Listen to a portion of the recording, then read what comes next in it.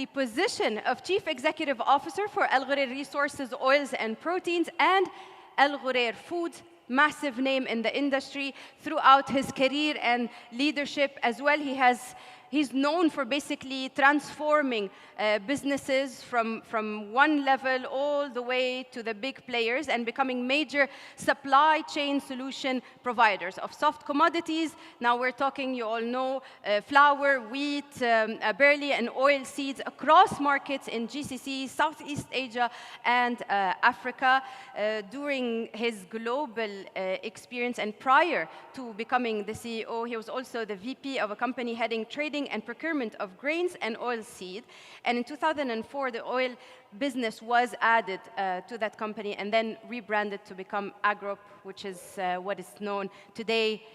If I were to introduce you, I can spend another at least 10 minutes. Your experience is quite inspiring. This is why I would love to start in getting your insight across and throughout your experience that has taken you to many countries, from the US to Algeria, all the way to the GCC. Can you reflect maybe for us on this journey? And if you allow me to ask you, what do you think today is the top challenge facing the food and beverage sector? Thank you very much, Jessie. I think, good morning, assalamu alaikum, everyone.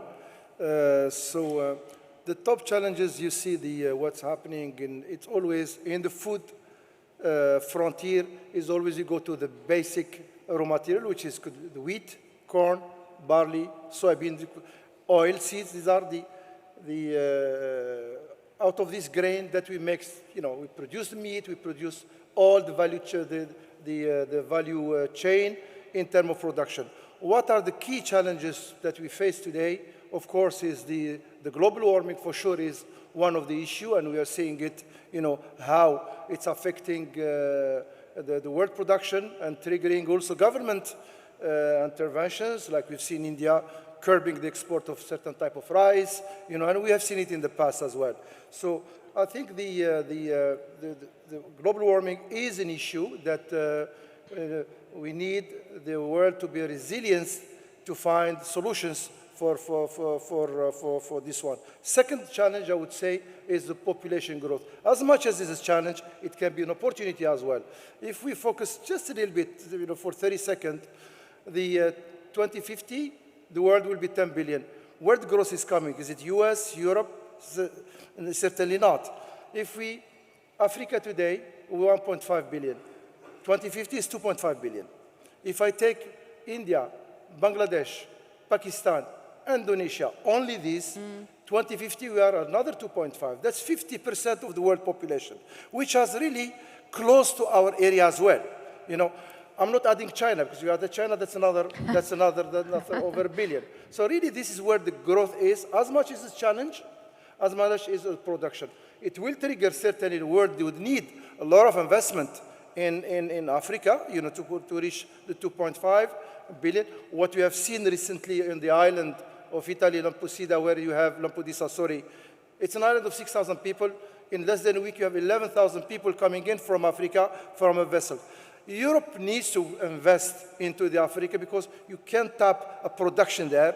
So that's takes me to the second point, is the population growth. Of course, the third one is we need to improve the soil management. We need to improve agricultural practices so that we can unlock further productivity of the agricultural product. Last but not least is really the food wastage. I think in our world, we are wasting food. I think it should be one of the drivers so that how can we collectively find solutions that food should not be wasted at all. So probably these are the challenges I would start with the discussion. Yes. Definitely, you come from also, maybe you're raising the alert, as global warming is also today the big headline as the United Nations General Assembly is taking place in New York. Several countries in Europe are under fire. I believe the UK has recently pushed forward some of its previously agreed upon goals. They're asking for a few more years. So global warming is definitely a big challenge. With that, also you mentioned opportunities. So I'd like maybe to jump into I'm an optimist, into the trends. There are some trends that we are seeing, based on what we heard yesterday, that are in favor of the food and beverage business. What are, from your perspective, some of the trends that you think give this opportunity for growth? Yeah, certainly. I think if you know that in the term of, I think it has been extensively mentioned yesterday, in terms of all what is related to the healthy, way of consumption, for sure. That's probably, but still, as I mentioned earlier, so people still need, the world needs to produce basic food. I mean, the protein level, in terms of meat production, in terms of red meat or white meat, I think, or the fish, of course, these are definitely an area of growth for the people to focus on. And we are seeing some international companies where really the focus is on the protein. And we're talking about really one of the big multinationals, I will not mention the name here, but it's really, the focus is really production of protein. Of course, you have different type of protein. You have the type of protein can be the classic that we eat, but also you have the new frontier of food, wherein, still yet with the challenging, we are seeing, some vegan type of solutions, by using pulses to produce texturized solution to produce meat. So these are still only an infancy yet at this stage. It's too expensive. Is it a long-term solution? Yes, if the world technology is able to come down to a level to compete with the classic production of protein. Interesting, you mentioned different types of protein. We heard a lot about plant-based protein yesterday, and we heard a lot about how the change of taste is something that still bothers the consumer, and it's still, as you mentioned, in infancy. So let's go a little bit to Al Ghurair. You have a vision of enhancing life. Can you give us a little bit more insights? Because, taste and food is also one major part of life enhancements. Give us some insights. What do you mean and how? Yeah, of course. I mean, 1976, our chairman, Mr. Abdullah Al Ghurair, has established the first flour mill in the area. In 3 years' time, inshallah, we'll be celebrating 50 years. So that's part of the how can we impact positively the living of the people here. I always recall Mr. Abdullah when we meet him, and I traveled a lot with him extensively. He said, we need to invest in the food wherein it's like almost a religious obligation, because you need to produce locally, so you need to make the food locally available. Yeah, the flour used to be imported, and when it's imported from Australia, it comes with wafels. Then that's the idea it has come forward. Then the Al Ghurair that we continue impacting the life of positively, how to create locally a local industry that will support the production of food. That was the leitmotif of the group, how enhancing the life. I'd like to stay a little bit on this local food production. We heard a lot about it, and in your capacity, you work a lot on enhancing and boosting the capacities of local food production. As you mentioned, from flour, now there's rice and pasta and all of that are local brands. Within your capacity, you've played also significant roles. What is the UAE's top priority in boosting and promoting local production of new brands and new type of foods that are still being imported? I think what you have seen in the COVID area, wherein the resilience of the economy and the support of the authorities, wherein we've seen many countries where food has become really scarce, and a lot of people stocking. But here, because of the resilient system and the encouragement of the investment, and when I say the investment, not only in the basic food, be it, as I mentioned, we produce the flour here on the oil seed. If I take the oil seed, for instance, we crush about 1 million tons of oilseed per year, I can assure you it's about 400,000 tons of oil that will give local market will not take more than 25% from this production. So the investor has invested in large enough to meet the requirement of the country, but also having an export capability, because you will not be able to just produce locally. You need to have, of course, you need to produce locally, but also having a view of to take scale so that you could reach other markets. As an example, yesterday our friends from Alibaba, he mentioned who is exporting to China. I didn't want to mention it, but we do with over 2 billion dirham of export to China. We do over 72,000 containers per year. We are one of the largest container shipper from Jebel Ali. So this all through the encouragement, through the vision of the leaders here, and also the Al Ghurair family continuous investment into this area, and we are continuing investing into the country.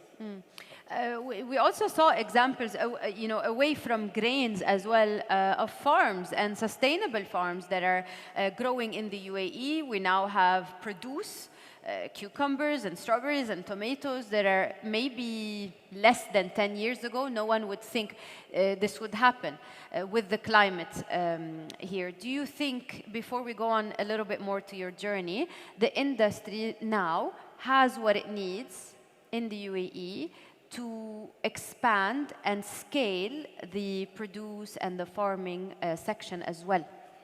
If you take the food pyramid, if you take the food pyramid, you have, of course, you have the vegetables, you have all which can be with the technology. I think definitely we can produce certain items. I think, and it has been proven, we are seeing them in supermarket today. There are some other fruits which probably needs to continue on because the weather is not, you can't produce banana. You can produce banana in climate control. But it will be very expensive. Yep. So, but you could produce economically certain items, and the market, we are seeing it in the market. The protein, also we are seeing a big drive into production of the protein in the market, especially on the poultry, and also not only you have large farming coming into the country, but also we should not forget the small farmers as well, and the industry should also make them part of the ecosystem, so that we can not only the small farmer thrive, in this market, and also the large entity also do provide the most competitive food into the market. You've clearly been on a journey that's full of vision and inspiration, and sometimes a lot of inspiration come from anecdotes. I believe it was Sheikh Mohammed bin Rashid, who's known for his famous anecdote that when he was younger and playing on the beach, he used to try and build castles in the water, and his friends would laugh at him. And now we all look at Dubai and the islands and the Palm Islands, and we see that really some ideas start in infancy. Can you share with us maybe some anecdotes that you have had the experience to see? Certainly. When I came in 1983 to Dubai, fresh graduate from US, it was really, I was asking myself, especially on the weekend, on a Thursday, 2 channels, one Arabic channel, one English channel, one showing an Egyptian movie at night, and one an Indian movie at night. That was the really... Options, a lot of options. A lot of options, that's so... but it's incredible what story, in terms of where today when you go to internet media city, where you see all the big names are there. So that has really, but other times still, when you meet the people in the majlis, but you see the energy of the country through discussion with the friends, within the families. That's one thing. Second thing, really, always, as an anecdote, we mentioned, we have in Arabic, always this from, my father used to always remind me this. In Arabic, I will say it in Arabic, then I'll translate it in English. They say, غرسوا فأكلنا نغرس فيأكلون. So it means we need to see, some people have planted, and that's why we're having the fruit of today. As our generation, we need to seed, we need to plant for the future generation. And I think this, the journey of UAE, the journey of Dubai, this has been exactly the case where some people have seeded and some people are seeding. Definitely, there's a lot of generational also learning, and we're passing on a lot of inspiration and lessons, and I think we are privileged to be in this time and age and this place. So since we're on this topic, you probably have a lot of advice maybe, and during this event as well, we're going to see ideas using technology from young youth here in UAE to boost or to treat some of the challenges we're discussing in the FNB. What advice would you give this generation who are trying to tackle a lot of the problems in the industry that maybe our generation is responsible for? Certainly, I think the young generation for sure is normal. You know, they are the technology. They are, you know, it's their world. You know, this is their time. We're born in a certain time. They are born for another time. So technology is very important, and that we will continue. Yesterday, our friend from Nielsen, Andre, mentioned about the immense growth of the e-commerce. I can assure you, you know, my kids, when they see we're going with my wife on the weekend to hypermarket, where you guys are going?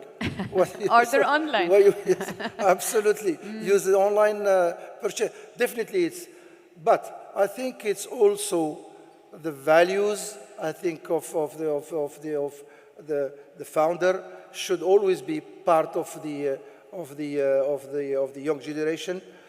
The legacy of trading that has always been in this area should not be forgotten, I think, because that gives you the resilience into the thinking process so that you can, you know, adopt the new and adapt to the challenges.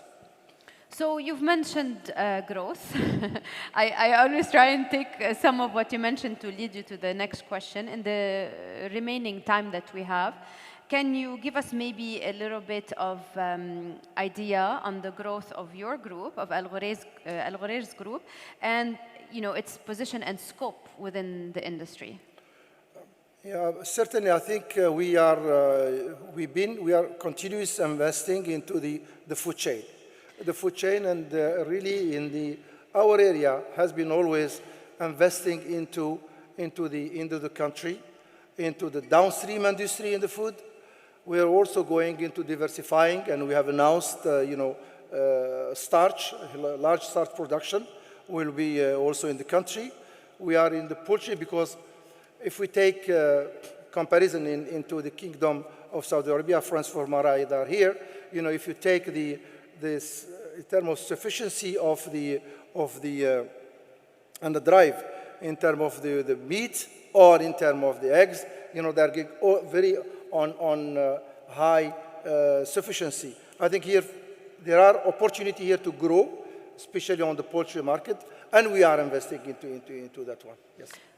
What do you think maybe top priority for the food and beverage sector should be in the next 5 years? Where should they invest or focus on? Be it efforts or money or research or what area? I think it's people. I think people are having the right talent, grooming the right young generation, so that they can. I go back to the first point, wherein the challenges of the global warming or what we have seen, Russia-Ukraine issues. So the management of the volatility of the raw material, because the volatility at the end of the day, this is what comes affecting the consumer at the end of the day. And I think we have seen it yesterday also, wherein food prices are high. So you need to manage that volatility properly. You need to have a proper solution in terms of supply chain, in terms of having the right enough storage of adequate of certain products which are basic, and I think it's there in the country, and we have seen the food security, and we are proud member of the food security ecosystem in the country that will address also such challenges. Do you think, in your opinion, this drive, this consumer drive to natural, healthy ingredients, all of that, is a phase? Because you mentioned the cost, and it was something that was mentioned also yesterday. It's still quite expensive for, it's not affordable, let's put it this way. It's still new, but do you think this is here to stay, this drive towards health consumption? Absolutely, absolutely. I think it's drive that will stay. So, the cost is definitely is an issue. Is everybody that can afford it? Probably not. But definitely it's a tendency. It will grow.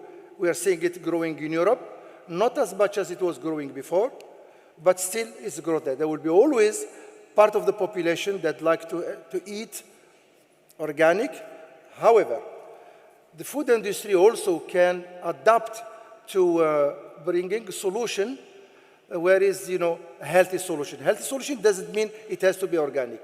It has to be part of the, you need to manage the diabetes, you need to manage the obesity. So that's the solution. The food industry has the obligation to show a different solution to the consumer.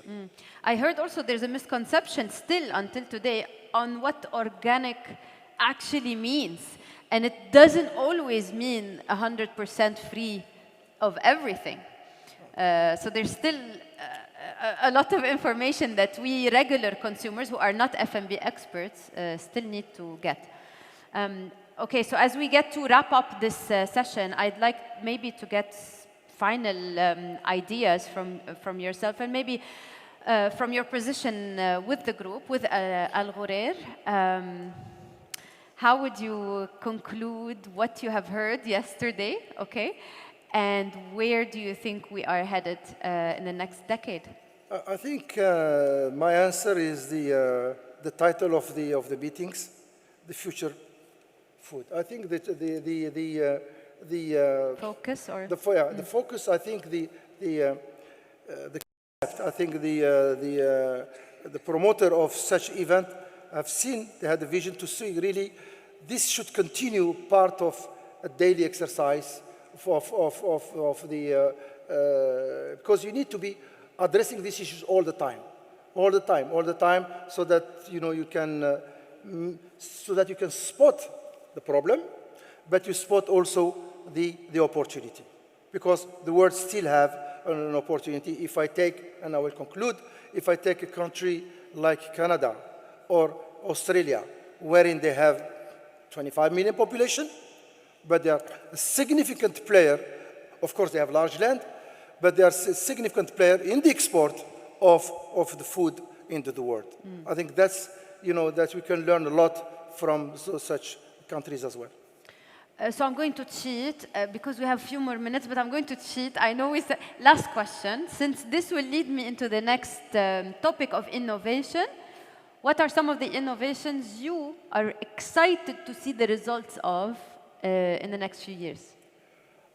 I think the issue in the innovation, especially on the digestibility, I think,